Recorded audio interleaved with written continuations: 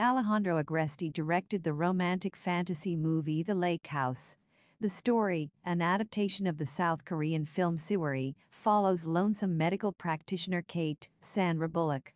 When her attempts at saving a hit-and-run victim on Valentine's Day 2006 fails, Kate lets the viewers know how she has inherited the titular lake house that she does not inhabit.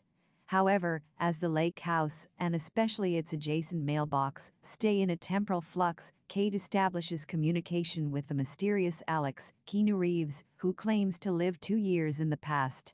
When the timelines mingle, the melancholic story spirals out of control. If you cannot quite put your finger around the finale, let us be of assistance. In the early sequence, Kate wakes up in the lake house when it's autumn. During winter, Alex, the son of the house's original owner, reaches there and reads Kate's letter. Kate does not live in the house, since she does not think that a cottage should be more than 6,000 square feet in area. Thus, she seeks to change the address to her present residence in Chicago. While the letter is not meant for Alex, he reads it and writes an impeccable reply. Meanwhile, while lazing in a park on Valentine's Day, Kate sees a hit-and-run incident. Kate calls emergency services and attempts to save the guy, but he seemingly dies. On the other hand, Kate asks Alex to meet at her place, but the location takes Alex to a construction site. He plants a tree in front of it, which has grown quite a bit in Kate's timeline. With the revelation that the mailbox acts as a time machine, Kate's epistolary time warp romance with Alex reaches an equilibrium, and they long to meet each other. In 2004, Alex runs a construction business after Simon, his father and a great architect. He has a girlfriend in Mona. On the other hand, Kate is in an on-off relationship with Morgan. While leaving for Madison on a train, Kate catches a glimpse of Alex, who runs by the train to give Kate back her copy of Jane Austen's Persuasion. Disheartened that she does not know her admirer yet, Kate fixes a date with Alex on July 10, 2006, at 9:05 p.m. Although Alex does not call her at the moment, Kate meets Alex and Mona at her birthday party later. Alex and Kate cannot speak much, as they feel the burden of the future. While they try to hold on to the present, time flows between them. The lake house ending. Is Alex dead or alive?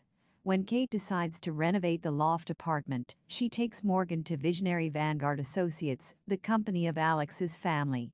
Alex's brother Henry Weiler greets the duo, but Kate is curious about a photo hanging on the meeting room wall.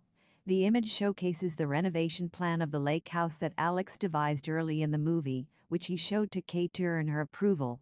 When Kate inquires about the photo artist, Henry divulges that Alex died on February 14, 2006.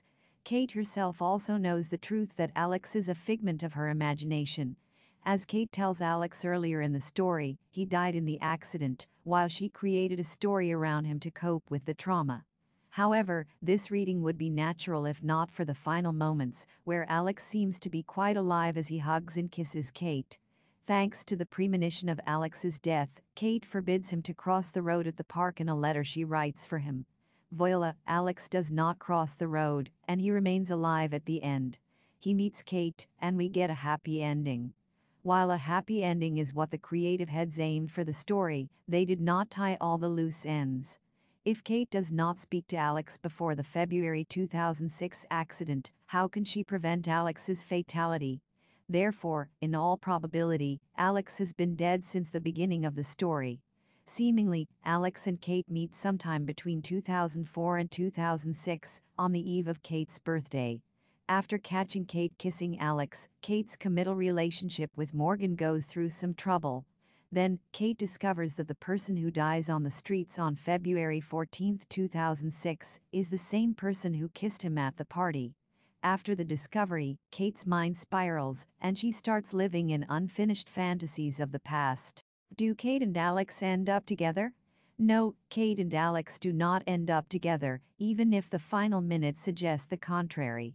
While Kate desperately looks for a reply in the mailbox, she finds nothing, breaking into tears. Shortly after, Alex walks through the woods, and the lovers embrace for a picture-perfect ending.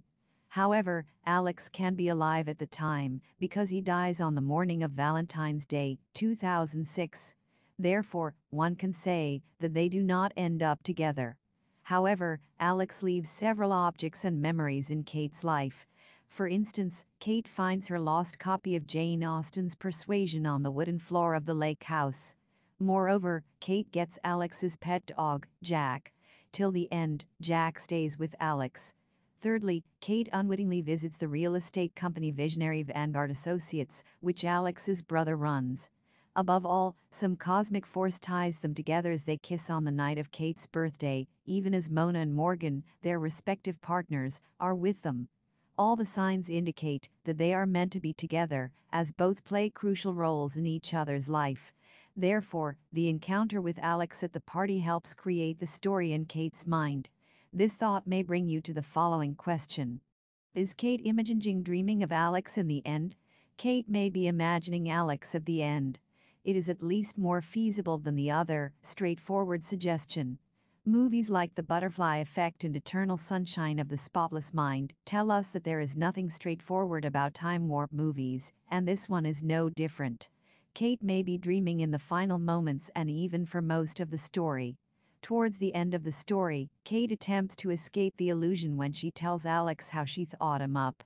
You may remember how after grabbing food with her mother at Daily Plaza, Kate experienced a nasty accident. She was already quite lonesome, and she thought that was not how Valentine's Day should have ended. Therefore, more than Alex's physical presence, her belief in romance propels the story forward. The idea leads her to the mailbox, which becomes a point in her habitual fantasizing. Gradually, Kate lost herself in the fantasy where time stood still. However, as she stresses towards the end of the confession, Kate has learned to live the life she has got and not think about what she is missing out on. Kate tries to forget Alex, but discovering the copy of Persuasion brings back Alex's memory, and her mind starts spiraling again. In that way, the movie pays homage to the timeless Jane Austen novel. In which year does the movie end?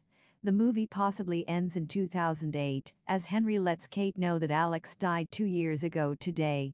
While oscillating between the past and future, the film reflects upon the timelessness of the present. Therefore, more than confusing the audience to figure out the nooks and crannies of the timeline, the film encourages us to remain in the present. However, as the protagonists inhabit different timelines, which may as well indicate their respective states of mind, while Alex lives in the past of his memories, Kate lives in the future of her aspirations, the present seems challenging to grasp. In other words, Kate's past is Alex's future, as it is a timeless present for the audience. Curiously, in the end, it is Kate who seems to be living in the past, holding on to the memories of Alex.